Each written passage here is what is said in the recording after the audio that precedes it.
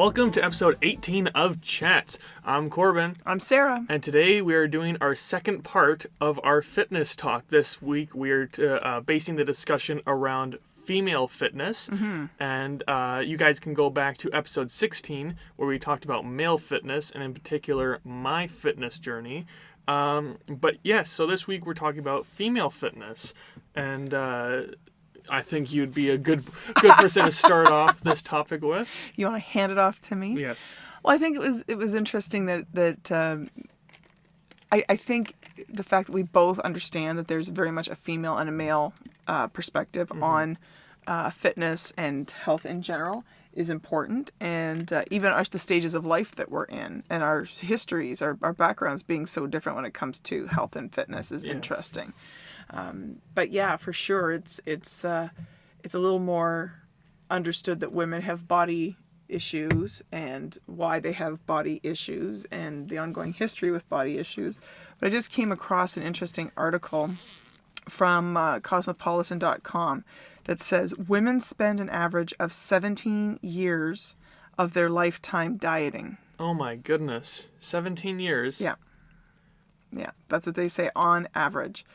That there's different fads that come through and people will jump on that, and different stages of life. Yeah, and now with technology, there's the advent of various apps or online trainers, things like that. Yeah.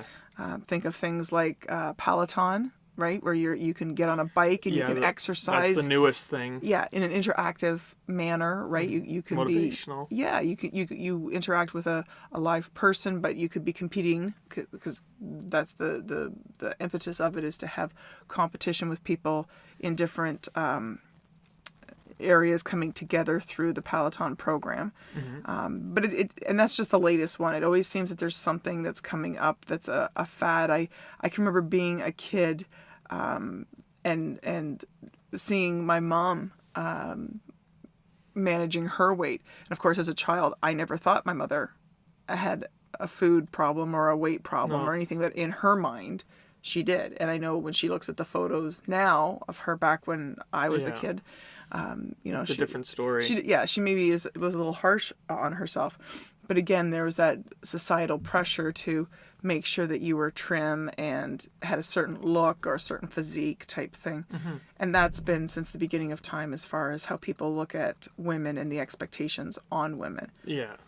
I was lucky as a younger person. I started off, girls traditionally, when they go through their growth spurts, they'll kind of pudge up. Most girls find this. They kind of gain a little bit of weight and then they stretch and they get taller, and then they gain a bit of weight and then they stretch and get taller. And I can see that in the photos when I was a young person. Mm-hmm. And it didn't matter how much I weighed, I always had cheeks. Yeah. And I have cheeks too. And you've got cheeks too. You got them from me. But I can remember people saying, such a cheeky little face, or the pinching cheek sort of situation. But that would be people would look at your face as opposed to look at you all over as far as your physique, or more importantly, your health. Yeah. And I was healthy. Yeah. So I never really felt that I struggled with a weight issue as a young person. Always ate very well, ate very healthful foods. Mm-hmm. We weren't a fast food or junk food or mal-dieted household. Yeah. And I credit that to my mother because she was available to cook all the meals and was a good cook. Of it. Yeah. So it wasn't until that I was kind of a teenager and really went for that final growth spurt where I got super thin. And I was thin, not eating disorder thin, but the thinnest I've ever been. Mm. So I would have topped out at just under 5 feet 9 inches, and I would have been approximately, I'll say, 120 pounds. So pretty slim for someone who's on the closer to 6 feet than 5 feet. Yeah. And I can remember as a young person, when you'd lay out in the sun and suntan and stuff like that, I can remember laying on the picnic table at my parents' house and having bruises from laying on my stomach, like bruises on my pelvic bones, my hip bones, from laying on my stomach. That's how thin I was. Yeah.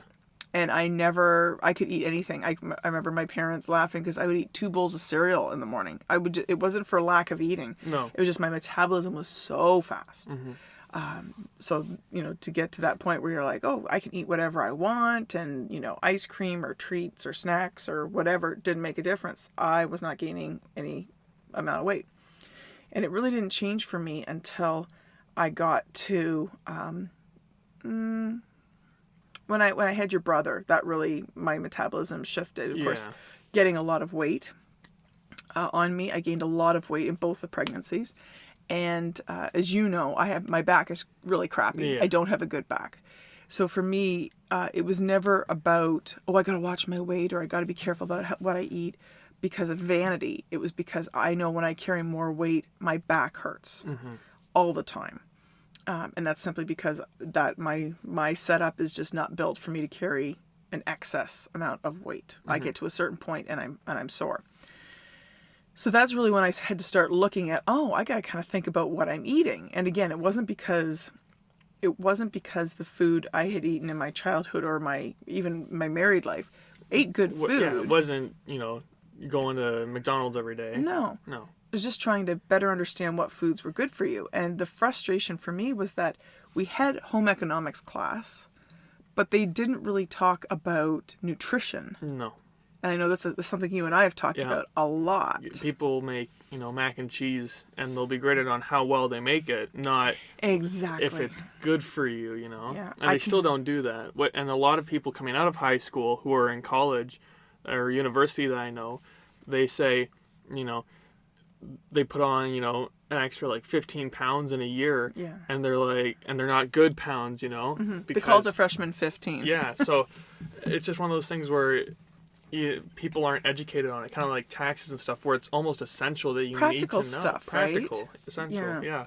So that's kind of my frustration, was that I knew I wasn't doing things necessarily wrong, but obviously I wasn't doing things right either because of the issues that I was having with my weight.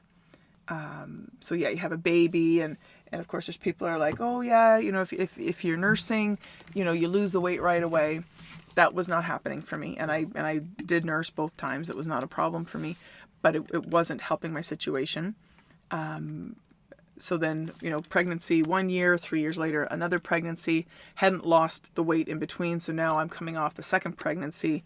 At one point, and I'm pretty sure, well, I know for sure, before I had you, or right after I had you, that I got on the scale and I was like 200 pounds. Yeah.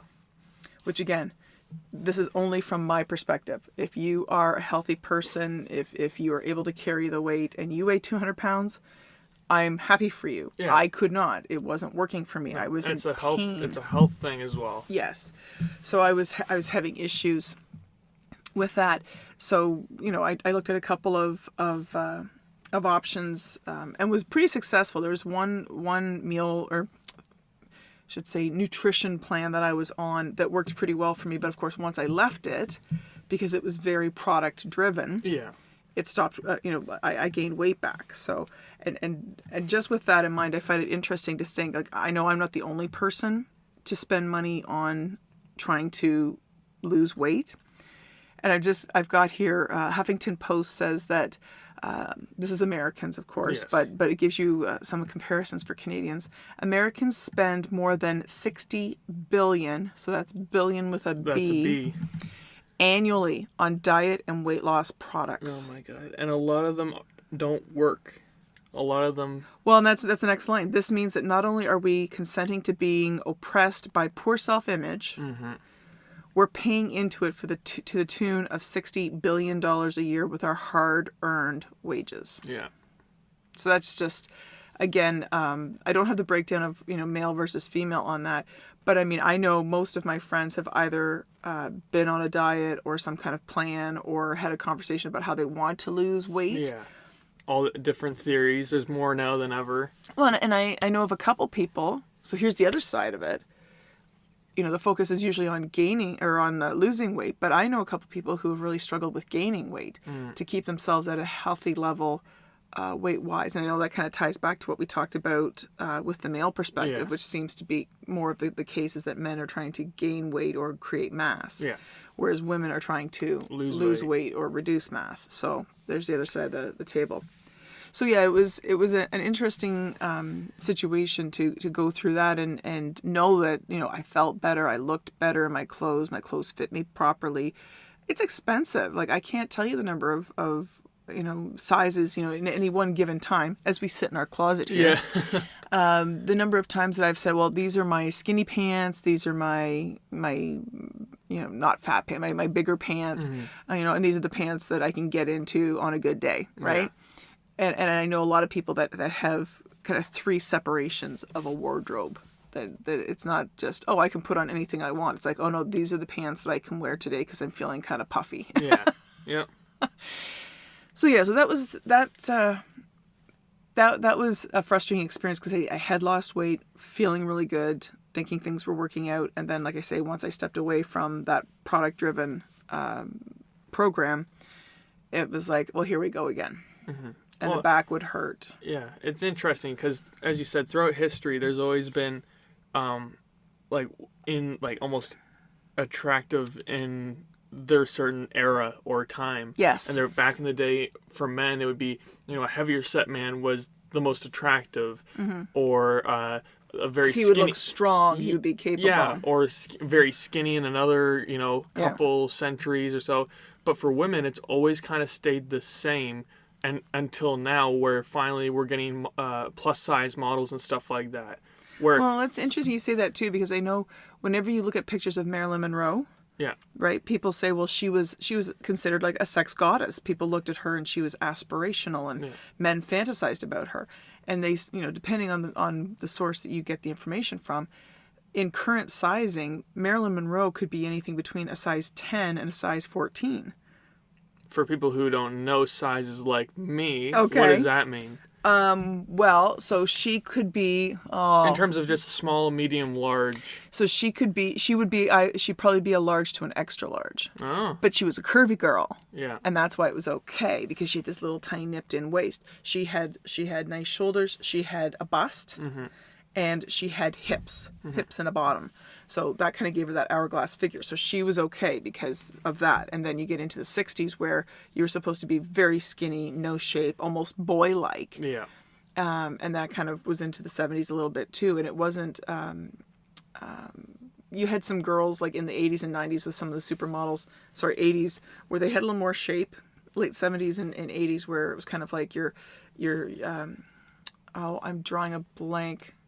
Oh, Christy Brinkley. Oh. Jeez, always something. And I know you can't help me with this. No. So Christy Brinkley, you know, an example of, she was considered a healthy image, right? She still had no butt. She still had no hips. When I mean, relatively speaking, she had a bottom and she had hips, but she was not a curvy girl like Marilyn Monroe was, but she was aspirational. That was the shape at that time.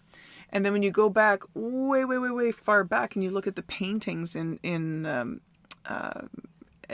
some of the work of the masters, and you see women that are very robust, very, you know, very breasty, very curvy, soft in the tummy area. They don't have rock hard abs. No. So even though women have, I think, just to clarify what you're saying, I think there's Yeah. always been an expectation of women to look at whatever way their culture wants them to look in that time.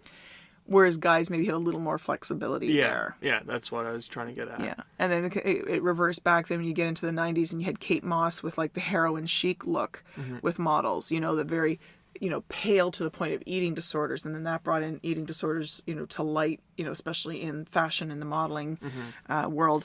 And what I was trying to get at is that nowadays we're seeing all of them kind of being accepted in the same era, which back then was not the case. That's what I was mainly trying to get at here with. Which, thank you for clarifying that. Yeah, I do think it's more, it's a wider scope now. Yeah. And as much as it hurts me to say this, I think it started with the Kardashians. Yes. Being able to have Like a more full-figured, you know, image and carrying it off and owning it and being very sexy with that. And selling it almost, you know, yeah. like a lot of their products are based around how they look. Absolutely. Like from clothing to makeup to all of that sort of stuff.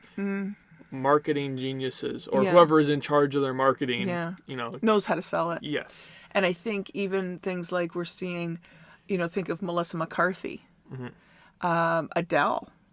Yeah, and now more recently, Lizzo would be one of those. Yes, I was getting to her.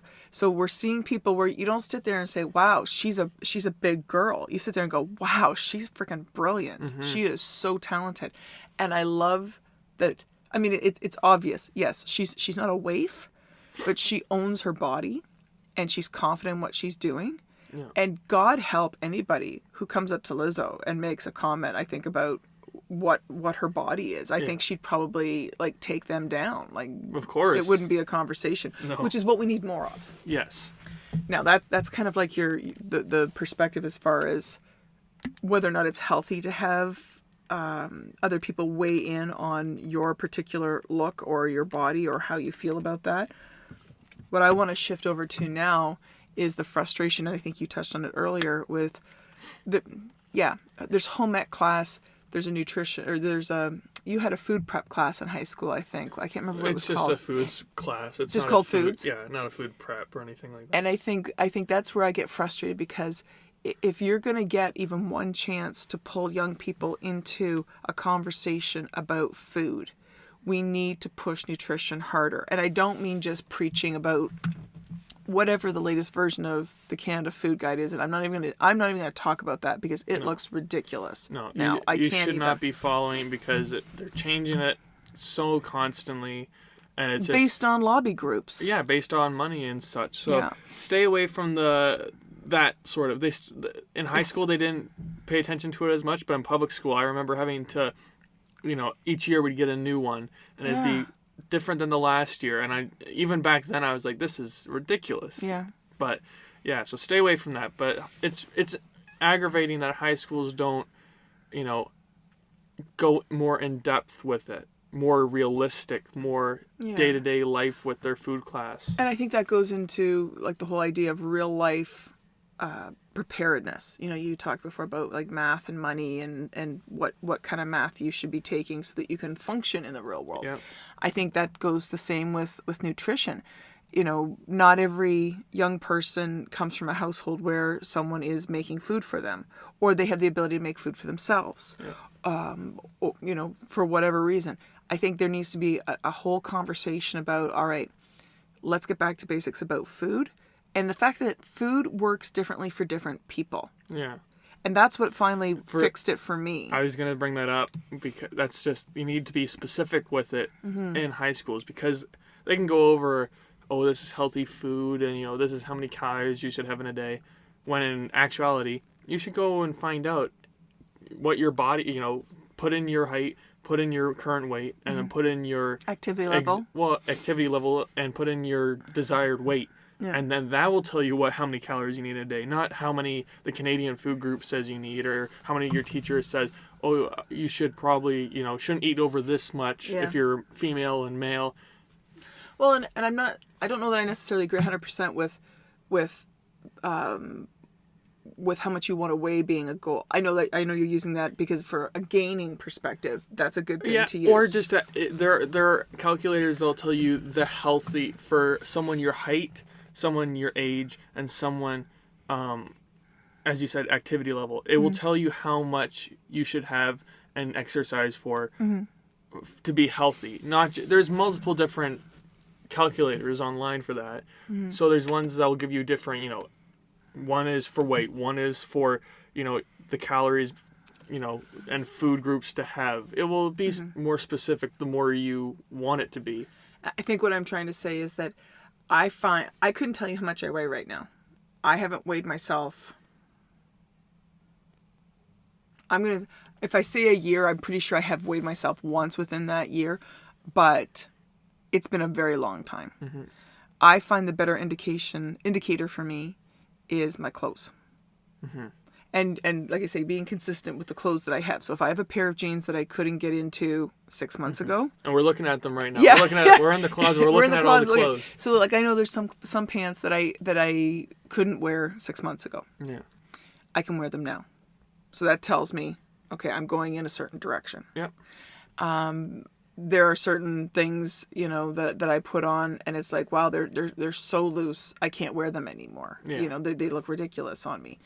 And the big change for me, as far as, and I'm not suggesting, and I'm not here to advocate for any one particular path. Like, I agree with you that, everybody has to do their own research, figure it out for yourself, see what works for you. But for me, what's working is keto. Mm-hmm. And what I do is I try to eat as keto as I can. I'm not a purebred keto follower. I do keto. I make keto minded choices for food selection, and I also have a keto supplement that I take. For me, it's been over a year, which is the longest that I've been able to lose weight in a maintained environment. And it felt good doing it. It wasn't like I felt deprived better. Yeah. And going back to the food group or the food guide, I can't eat. I didn't realize until I came across keto and I thought, I'm going to try this. What attracted me was the fact that I was getting heartburn more and more often. And I always had heartburn, like when I was pregnant, I would get heartburn. But the last couple of years when I was carrying more weight, I would get heartburn regularly. And I can remember sitting there and saying, okay, I can't eat any more of this, or I've eaten something earlier in the day and I felt like crap, and it was because of the heartburn. Yeah.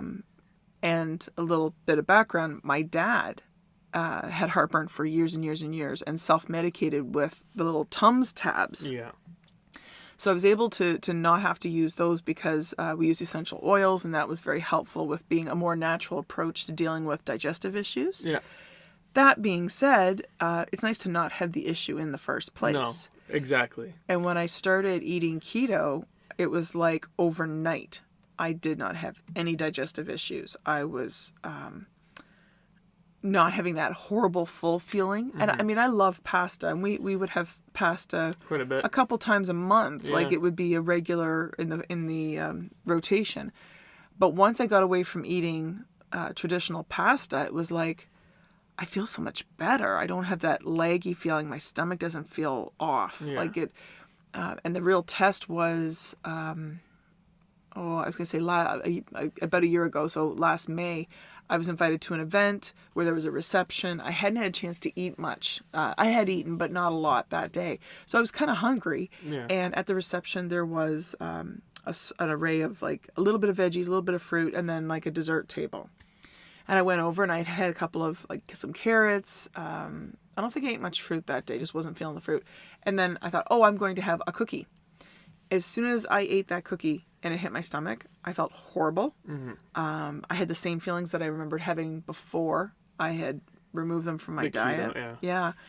And for me, it was like, I don't want to do that again. No. Because it was like the rest of the day done. Well, and whenever you make keto meals for the whole family, like everyone, including myself, we say that tastes really good, fills us up, but we're not bloated. We don't feel that way after. Yeah. Like, I can go do a workout right after Having we eaten, eat, yeah. and I won't have any problems with it because that's just how it is, right? So, because we don't do keto, 24/7 like you. Yeah. But and that's kind of the tough thing too, as a female, and being that we're kind of like a traditional stereotypical role.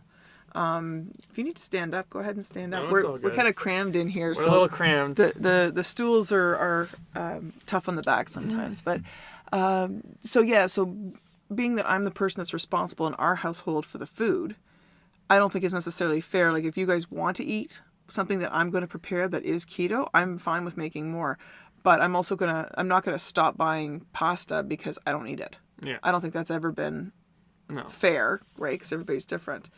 But the big thing for us, and I know how excited you were when we did it, was when I started making zucchini noodles. Oh, yeah, zucchini noodles or spaghetti squash. Yeah. All that stuff. It's just... So good. And it's better for you. Well, and talk about the easiest way to get your extra vegetables in. I know most Yes. people struggle with getting your vegetables in. So if you're going to make even a meat sauce, so we're going to have a meat sauce and we're going to, throw some veggies in that sauce as well. So mushrooms, some onions, maybe some peppers, extra diced tomatoes or something like that. And then you're going to put that on a bed of zucchini noodles or spaghetti squash.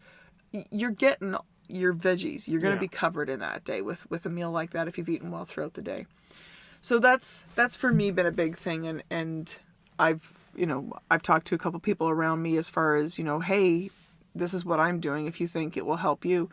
And I know other people have said that, yeah, they're looking at food differently. It's not a case of just, something that you just shove in your face and feel crappy because you're just going to feel crappy. Oh, well, I wonder why that happened.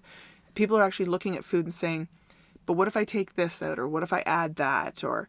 Yeah. And I find it's made a difference. Oh, yeah. My skin is better. Not that I had huge skin problems, but it helped with my skin. It helped with my digestion.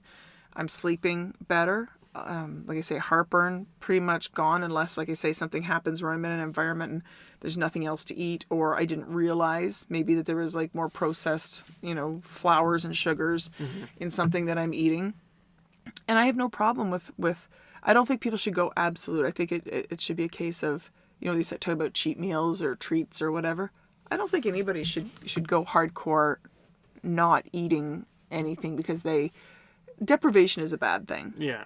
It's not how I work anyway. No. And for you, like I know when we found out that you had a dairy allergy and changing how we looked at food again and how there. We eat. Yeah. Yeah. It's been interesting because a lot of times if I find a vegan food or a vegan menu, oh my gosh, a vegan recipe, I can speak. Yeah. And we all eat it. We all like it. Yeah, and we feel pretty good afterwards. Yeah. So it's interesting to see that people who maybe look at different food options, such as a vegan diet or a vegetarian diet or a keto, people get upset even if you say keto diet, because it's not a diet. You're not restricted. Yeah. It's you can eat as long as you're removing refined sugars and it's carbs, right? So anything that falls into the carb category.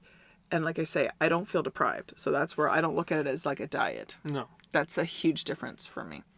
And I think when I started, I would have been wearing probably between a size 14 and 16, in around there. And now I'm between a 10 and a 12. Yeah. And again, women's clothing stinks because there's varies. no consistent sizing. Like right now in my closet, I've got some stuff that's extra large because it is, it's size smaller. It's a smaller sizing style. And I've got stuff that's a medium. Yeah. So go figure. It varies. It's all over the place. It's ridiculous. Yeah. But anyway, so that's, for anyone who's struggling with food or nutrition or body image, first of all, only make a change. This is my personal opinion. Only make a change if you want to make a change. Don't change for somebody else. Don't succumb to peer pressure. If it's a case of, you're concerned about health, or you want to feel different about how you look in clothes, or like I say, for me, it was a health thing that I was not comfortable and I was struggling with some health issues, then make the change for that reason. It'll be more successful if you do it for the right reasons, as opposed to you're doing it to impress a boyfriend, or if someone at work is making comments. That's never good. Those are not ideal situations. But I think the motivation has to be well intended for it to be successful. Unless it's at risk to your health, and you need to do something, then that's another story. Well, that's a doctor situation. I'm just talking about for someone who's sitting there saying, I wonder if I should lose some weight, or if I should change something, or if I should do something different. Yeah. Do it for yourself. If you're directed by a doctor trumps everything in that regard when it comes to that. And diet is, a proper diet, not saying like, weight loss pills and stuff. Like when I say diet, I mean like proper nutrition. Nutrition is 80%, Some people don't have to, work out every day like I do, because really you just need to be a certain amount of activity a day, and then have a solid nutritional diet.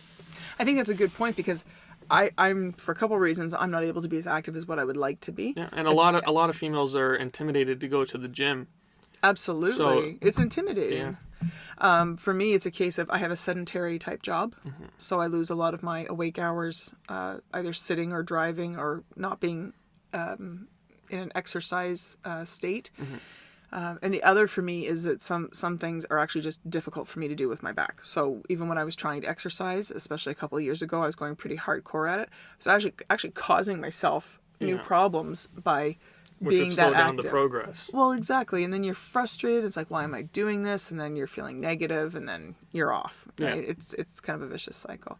But yeah, so if it's a case of, you're looking for some motivation, I don't know that keto is for everyone. I'm not trying to Sell be keto. I'm not selling keto. I'm just excited that I found something, because I can remember saying, to your dad a couple of times, it's like he would look at what I would eat, and he's eating twice as much as what I'm eating, and he's either maintaining his weight or losing weight, and I'm gaining weight. Yeah.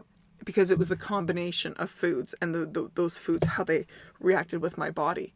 And that's where I think it has to be a conversation in schools or some kind of training where you say, okay, it's not just about eating all the food groups. It's like, what works best for your body? And maybe let's test drive some stuff. Yeah.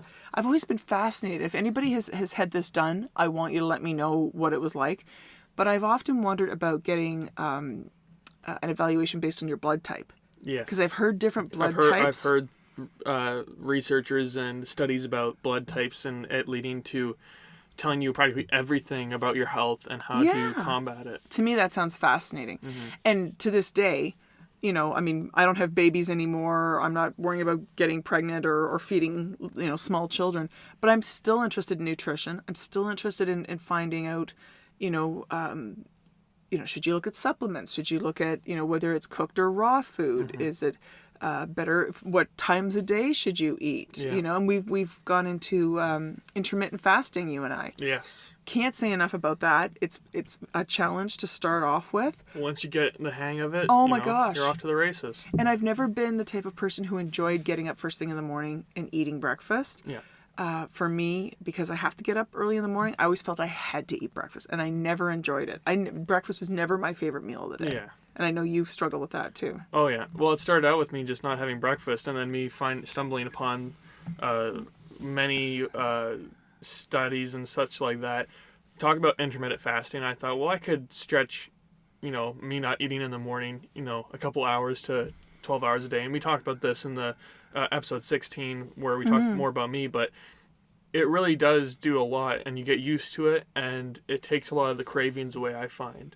And it makes the meals that you eat, the nutrition ones, Yes. even though, maybe there's vegetables or stuff on there that you don't usually get excited about, when it's the first meal of the day and it's around 11 or 12, You're ready. You're ready, you're excited, and you eat it. So Well, and that's something that I've found since I've been on keto. When you talk about cravings and reducing cravings, there's a couple of recipes, a couple of meals that I'll eat that if you had told me a couple of years ago, this is what you're going to crave for breakfast, I would have said you were nuts. yeah. And the first one is chopping up cauliflower really fine. Well, first of all, back it up. You're going to put bacon. People say, oh, bacon. I'm not eating bacon every day. No. Calm down. And it's not a lot either. No, I'll have maybe 3 strips of bacon. I'll cut them up, fry them up, push the pieces to the side once they're getting crisp. Yeah. Not crispy, but they're still hammy, but not quite finished. Then I will take and throw in a handful of really finely chopped cauliflower. And I will add to that green onions, mushrooms, some little cherry tomatoes or grape tomatoes. You really could put in any combination of veggies at this point that you want. Yeah. Like if you want to put in some broccoli, you probably could. I like this combination. Sprinkle a little onion powder on it, and then as soon as that hits the pan, I make a little space in the middle, and I put in 2 or 3 eggs, depending on how hungry I am, depending on what's coming up for the rest of my day, depending on the time of day that I break. I'm having this as breakfast. So that to me was one of the most delicious. And I know I made that for you and your dad once. Yes. And anyway, you just leave the eggs in there, throw a lid on it so that it helps finish the top of the egg so they're not too runny. Like you want them a little cooked, not firm, but you want them cooked. Almost like an easy over situation without flipping the eggs. Yes. And that to me is one of my favorite meals. And like I say, I've had days where I've woken up and thought, oh, I cannot wait to eat that. Like, really? That's crazy. It's exciting. You could put Very asparagus in it. That'd be really Yeah. good with asparagus You can put too. anything, just chop it up nice and fine. Yeah. And it's a nice group of flavors. Yeah, and once the eggs are cooked, everything's finished. You just scrape it into like a bowl or a small plate. And oh my gosh, you cut that up and the yolk kind of runs and gets everything blended together.